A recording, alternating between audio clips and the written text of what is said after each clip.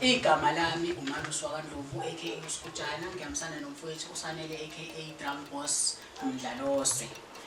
Sihamba ngaphansi kwenkampani iMary Gray Theatre Project ngokubambisana no-National Art Council of South Africa. Simi lapha ngikwenu, we are the facilitators. We are going to be taking you through the journey in knowing how to play and also how the drum originates.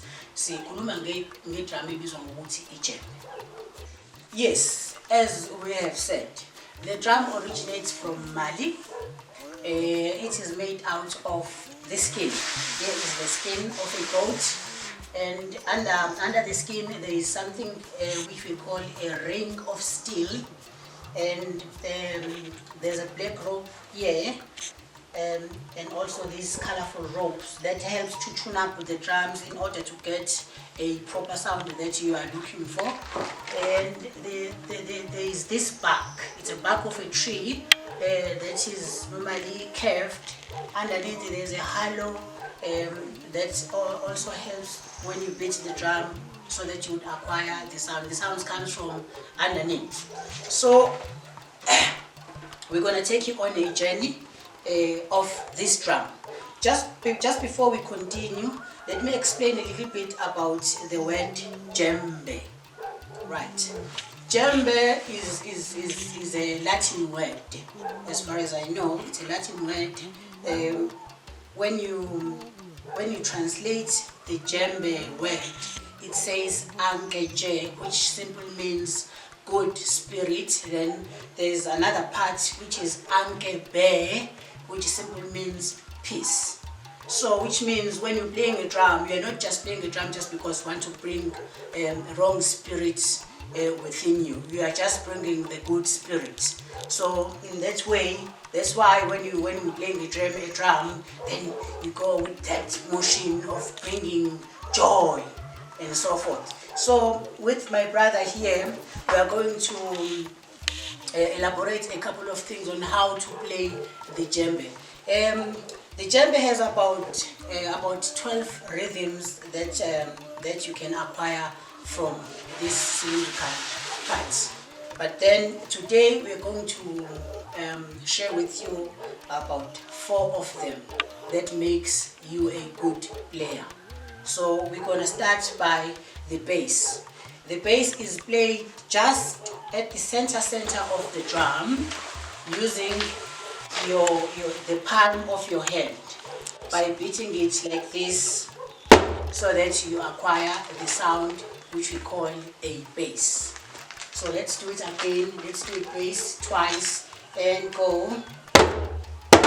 That is a bass. You simply have to relax in order to acquire the sound. You don't have to beat it so hard, because when you beat it so hard, your hand will become sore. So we just showed you the bass. In order to be a good drummer, you need to be a good listener. In order to be a good drummer, you need to be a good listener. So you use both of your hands to acquire 2 different sounds, but you're gonna be doing a bass. So use both of your hands and alternate them. So let's showcase. So we're gonna do bass 4 times. So let's go 1, 2, 3. It's 1, 2, 3, 4. Then we've got something that we call a tone. In order to acquire a tone, you use half of your hand. Then there are 2 ways of playing a tone. You just use the upper part of your hand. There is a closed tone that sounds like this. And there's also an open tone that you normally play when you're closing your hand like this. It's called a clustered tone. Then when you beat the drum, it sounds like this. As we continue with demonstrating on how to play the djembe, we are here to do the basic of the djembe. We've got a bass that is played by the palm of the hand. Both hands can be used when you need to acquire the sound.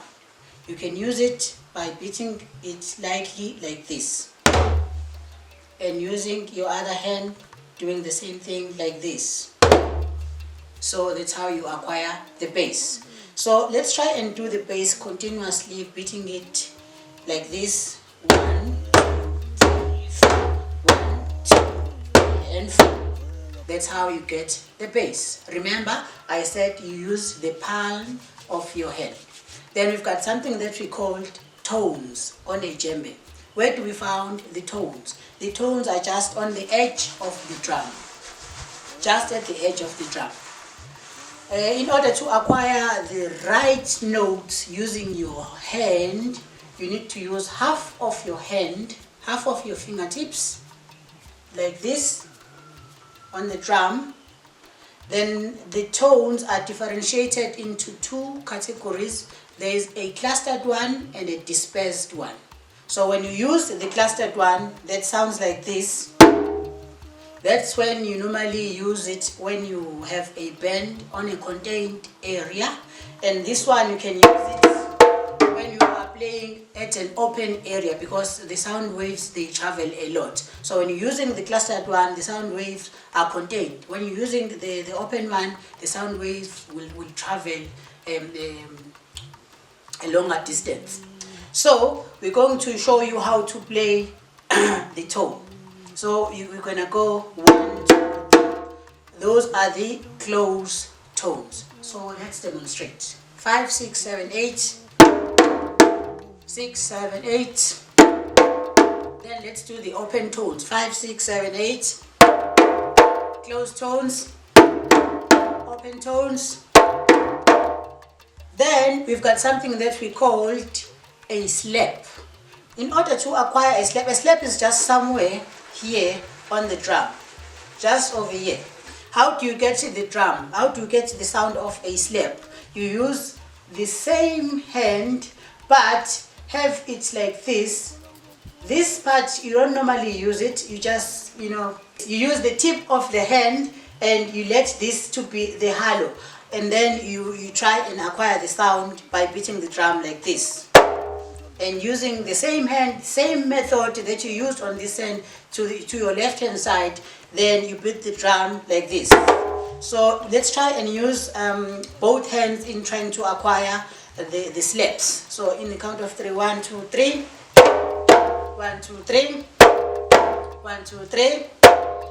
So that's how you get the slaps. Then there is something that is called flaps.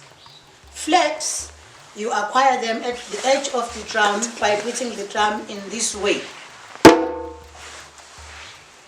Again. And again. Now we've got the bass, the tone, the open tone, the flaps. Then when we combine all of what we've just learned now, it will sound like this. Tone, slap, tone. It's bass, bass, tone, tone. Bass, bass, tone, tone. Then we continue to the second one where we're going to add slaps. It's going to be bass, bass, tone, tone, slap, slap.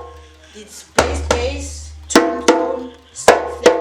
Then we continue to the third one, which are the flaps. So it's going to be flaps, tone, tone, slap, slap, bass, bass. Now what we're going to do, we're going to play the tone and the bass. Then after that, we will take it up with one note, then which means it's going to be faster. So we're going to do bass, bass, tone, tone. Let's demonstrate. 5, 6, 7, 8. Bass, tone, tone. Again, let's put a note on it so it's going to sound like this.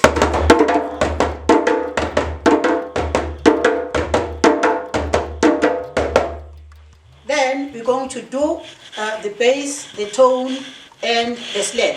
So it's going to go like this. It's going to be bass, it's going to be tone, it's going to be slap. So let's try and demonstrate 5, 6, 7, 8. Bass, bass, tone, tone, slap, slap. Let's do it again. It's bass, bass, tone, tone, slap, slap.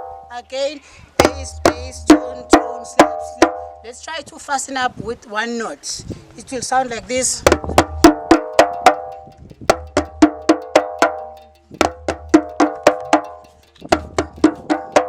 it's bass, bass, tone, tone, slap, slap. Bass, bass, tone, tone, slap, slap. Bass, bass, tone, tone, slap, slap. For the last part. Remember, I told you that when you're pitching the drum on the sections that we've just demonstrated, it needs to sound differently. All the parts that we've touched, they do not sound the same. So there's a tone, a slap, and the bass, and the flaps. So what we're going to do now, we're going to combine the flaps, the tones, the slaps, the tones, the bass, all together. So it sounds like this. And the note on that, so it's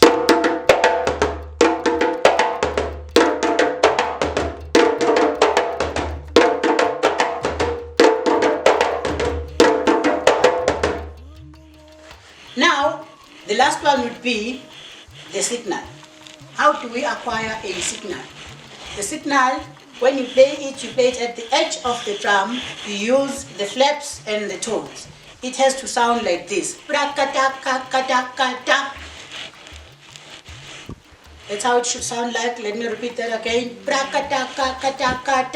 So in numbers, it's 1, 2, 3, 4, 5, 6, 7, 8. When you're doing it, you need to have a rhythm within you so that it will get into you. You sink into it. So it's 1, 2, 3, 4, 5, 6, 7, 8. Let's demonstrate. 5, 6, 7, and 8. 5, 6, 7, and 8. Then it's your turn. Let's go. It's 6, 7, 8, and 9.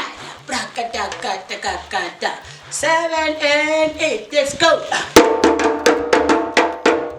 That's how simple it is. Now what we're going to do now is we're going to play a rhythm. After playing the rhythm, I'm going to call upon Sanele to join me using the same signal that you just learned now. Then he does his solo, I do my solo. Then at the end, we do the same signal, which will be the closing. So let's try that. I'm going to start a rhythm.